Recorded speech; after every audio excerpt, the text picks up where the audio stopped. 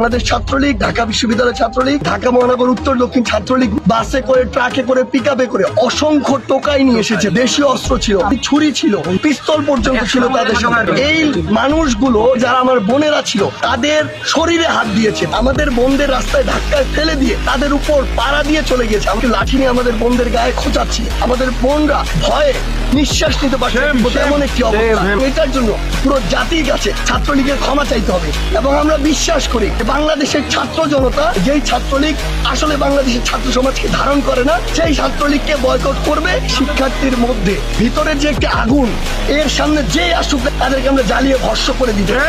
আগামীকালকে শুধু না, আগামীর যে কোনো দিনে এরকম অন্যায় ভাবে আমাদের উপরে হাত দেওয়ার চেষ্টা করা হয়, আমরা আজকে ঘোষণা দিচ্ছি আজকের পর থেকে আমরা প্রস্তুত থাকবো তাদেরকে ফু মেরে উড়িয়ে দেওয়ার জন্য। কোন কুলাঙ্গার টোকাইকে যদি আমরা আমাদের সামনে দেখতে পাই তাহলে তার অস্তিত্বের সংকট হবে, এটা আমরা হুঁশিয়ার করে দিচ্ছি।